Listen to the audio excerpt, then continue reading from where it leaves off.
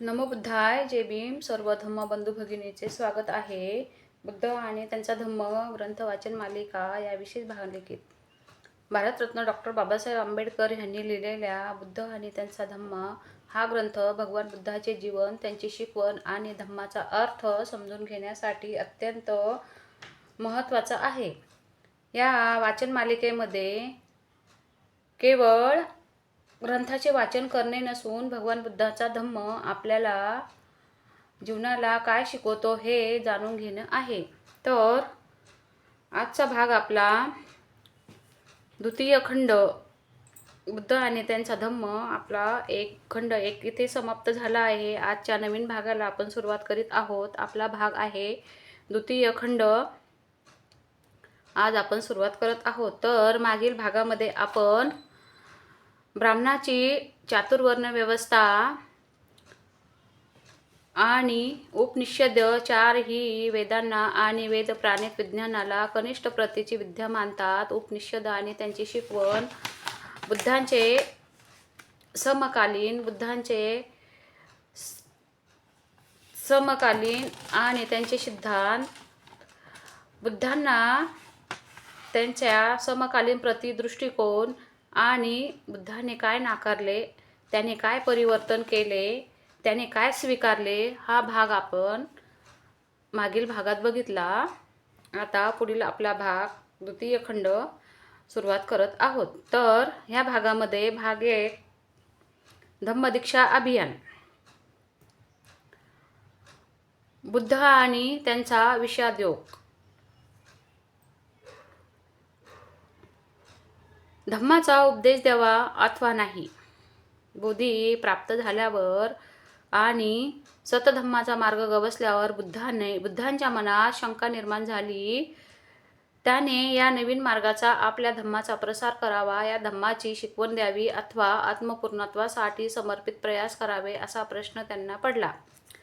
बुद्ध स्वतःशीच बोलले, निसंदेह मला धम्माचा मार्ग गवसला आहे, पण हा धम्म सामान्य माणसासाठी स्वीकारणे आणि आचरणात आणणे महाकठीण कर्म आहे. सुज्ञान करिताही हा धम्म अतिसूक्ष्म आहे. आत्मा आणि परमात्मा यांच्या मायाजाळातून माणसाची मुक्ती कठीण आहे. धार्मिक विधी आणि कर्मकांड यांच्या बंधनातून माणसाची मुक्ती कठीण आहे. कर्मवादापासून माणसाची मुक्ती कठीण आहे. आत्मा अमर आहे या श्रद्धेपासून माणसाची मुक्ती कठीण आहे. आत्म्याचे स्वातंत्र्य अस्तित्वात नसून मरणोत्तर आत्मा जिवंत राहत नाही किंवा त्यांचे अस्तित्वही असत नाही हा माझा सिद्धांत त्यांना ग्रहण करणे कठीण आहे.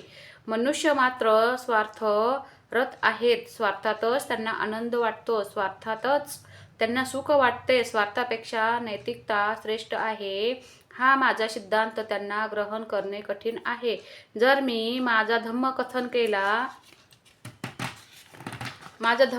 केला आणि इतरांना तो समजलाच नाही किंवा त्यांना समजला पण त्यांनी स्वीकारलाच नाही, तर आचरणात आणलाच नाही, तर त्यांना कष्ट होतील आणि मला क्लेश होईल. म्हणून मी या जगातून निवृत्त होऊन संन्यासग्रस्त जीवन का जगू नये आणि माझ्या धम्माचा उपयोग मी आत्मपूर्णत्वासाठी का करू नये. अंती मी माझे कल्याण तरी साधू शकेल. बुद्ध हे स्वतःशीच बोलले. त्यांनी स्वतःशीच विचारणा केली. अशा प्रकारे त्यांनी अंतर्मुख होऊन विचार केला. त्यांचे चित्त निष्क्रियतेकडे वळले. धर्मोपदेश न देण्याचे बुद्धाने ठरविले.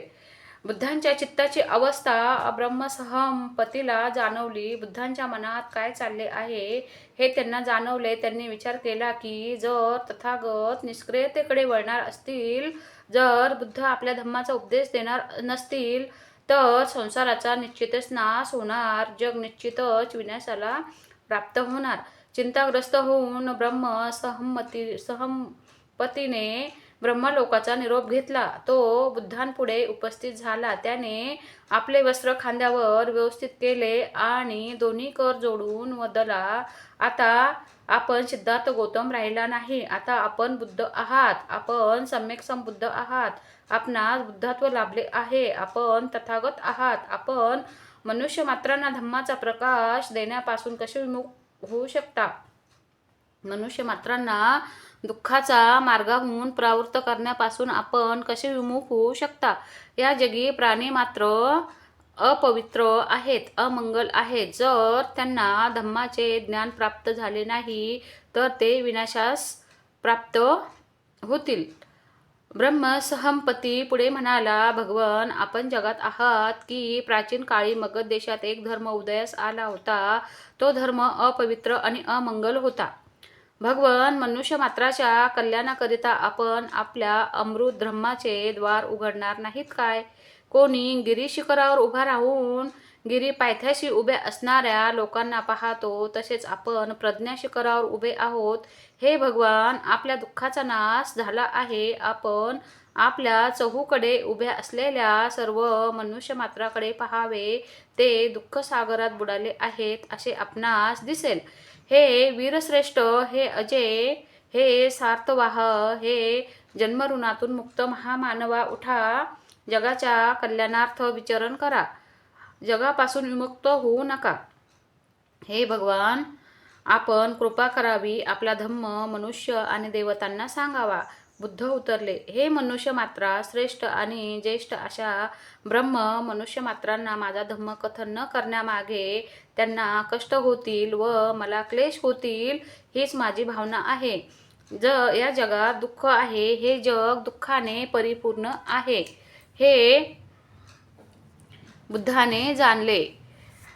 हातावर हात ठेवून संन्याशाचे जीवन जगणे आणि या जगी दुःख असेच कायम राहू देणे योग्य नाही, हेही बुद्धाला जाणवले.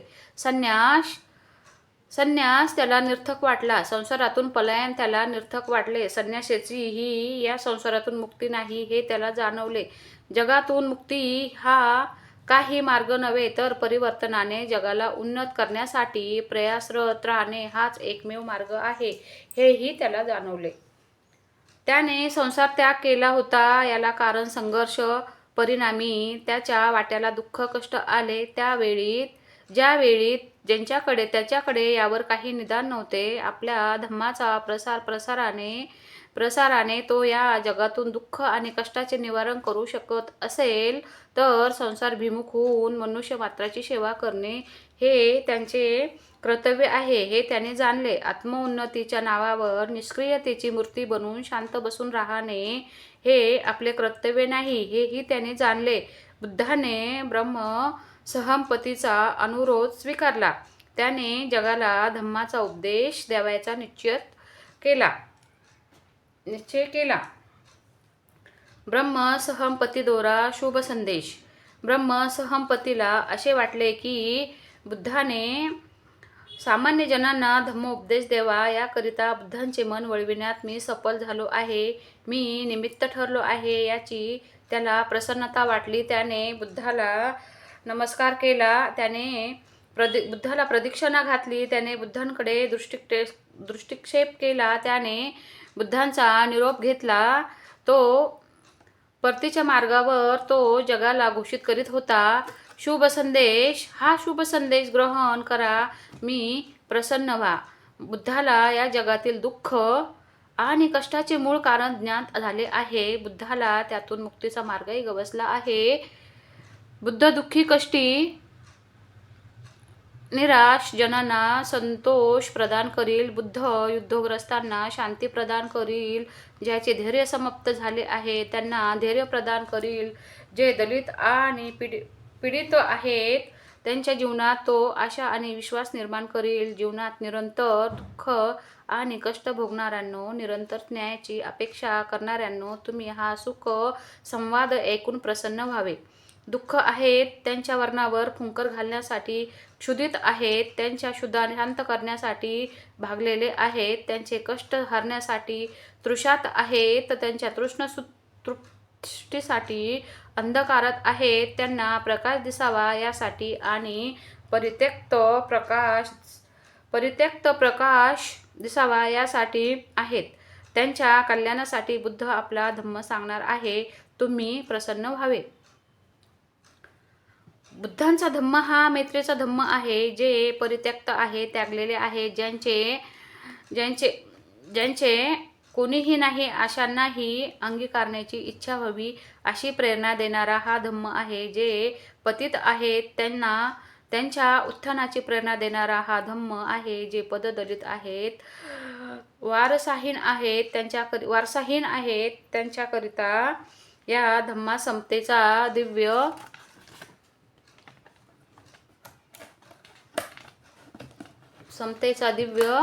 संदेश अलौकिक मार्ग आहे.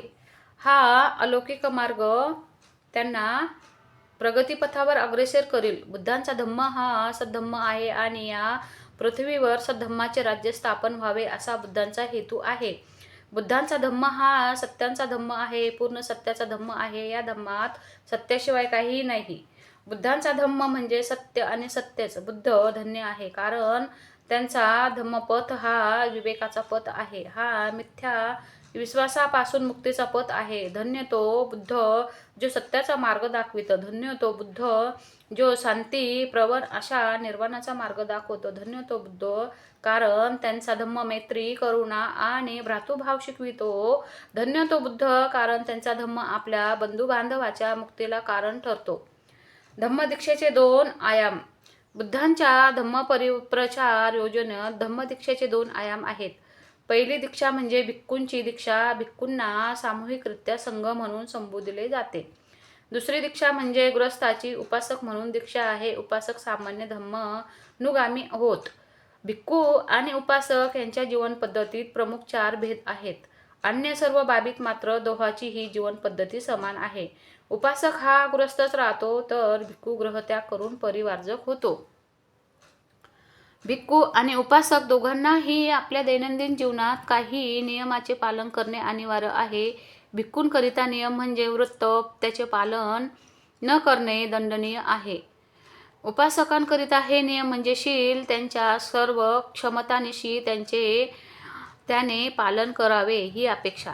उपासक धनसंपदा धारण करू शकतो, भिक्खू धनसंपदा धारण करू शकत नाही.